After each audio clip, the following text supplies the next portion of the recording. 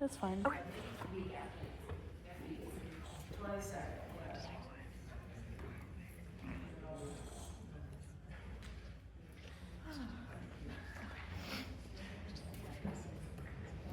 Yeah, I was just gonna ask you.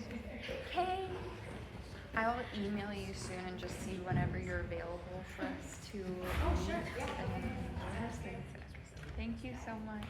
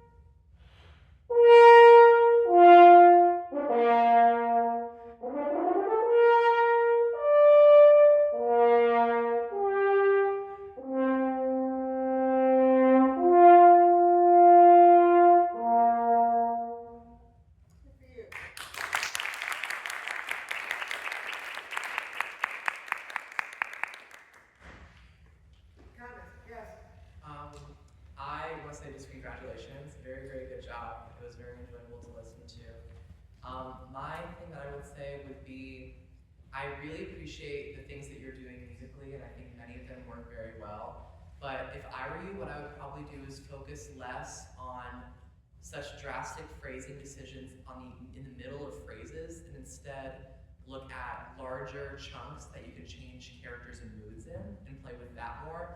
Because sometimes I think in attempts to be musical, happens to all of us, especially me, from the audience, you think you're being musical, but to us, we lose your sound and we lose the tone. At times, maybe even at cadences and other things where we really need to hear it. So instead of thinking so much about that, if you think more horizontal and big picture and think, more heroic here, dolce here, cantabile here, I think it'll come across more of what you're trying to achieve. But it sounds really good. Congratulations. Samantha. I was going to say something similar, but a little more specifically in the first lyrical section. I think your swells were a little bit too big. I think you should think more of just floating on it a little more and being more gentle with it. Especially since you have more loud sections to get to. Also, when you have the I think you play those shorter and lighter and kind of sneaky for character change. Michael. You sound amazing. The one thing I kept noticing, I think you keep losing time on your breaths. I don't remember what it's marked at in the piece specifically, but I feel like every time there was a larger breath, it was losing time. So that would be the one thing I would say. You sound great. Micah. I was gonna say, sounds great by the way. I was gonna say, your energy on the beginning and ends of verse, at the very beginning was great. It's just kind of lost with that in the middle. We just the air going really go towards the end of the phrase. I feel like it would move out a lot better.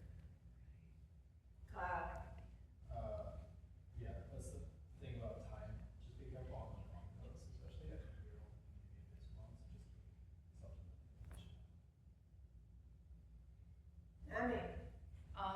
More on what, expanding on what John said, I appreciate that every time you come up with studio class, you make a musical phrase. Personally, I don't. Sometimes, you get up there and, all of the work that you've done just goes to waste, but I do appreciate that every time you play in front of us, you create a phrase. This is just how I'm interpreting it, and, okay, when, I don't like to move when I play, I like to be a rock, or like to think that I don't move. So if moving makes you feel more musical, then by all means do it. Sometimes it felt more like what Michael was saying, you were losing time because it almost felt like you were waiting for your arm to move down, you were conducting yourself. So yeah, but really, really good job. I like your interpretation. Aaron. The thing that I wanted the most is that your sound, which is beautiful, I feel like you were stopping it sometimes when you didn't need to breathe, and just that extra following through would have made it come out and shine even more. But fabulous job, and your B flats were beautiful. I think that a lot of it was covered what I would be saying. I think the more you can play with the metronome and play your eighths, you'll find the phrase. Because it just needs to be a little more arc-like, but not lose time. And you can balance your dynamics through the pulse a lot. The opening call, I think you have to slur it. Because it is typical of being told, bring the little note out. How many people have been heard that from, especially a lot of band directors, not to mention people. But that comes through a lot when I hear younger players. Ta-ta, ta-ta, ta-ta. And that's where that comes from.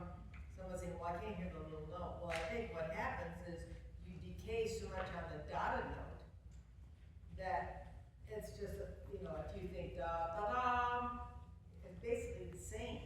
But the first note has been supported a little bit more musically that way. So slur the entire thing. Put it on your mouthpiece and slur it. And then find the phrase that way. Where you breathe. This was a really interesting master class many years ago.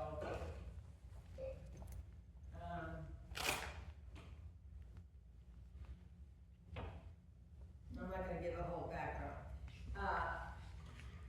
This person said, practice each place where you take a breath for the first phrase.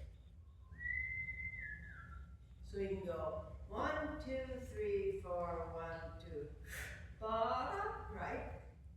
Okay, you practice that. Okay. Then you're gonna go 1, 2, 3, 4, 1, bum, and play the whole phrase. And then you'll go and play 1, 2, 3, 4. Back to you go 1. And see what one feels the best, because it's going to be different for every single person. I think the hardest thing is to stay in it while you're waiting for the orchestra or piano to play the whole first part, right? And then you kind of get lost in the time. So really thinking about that time and where you're going to take a breath and really have a plan. All right. Thank you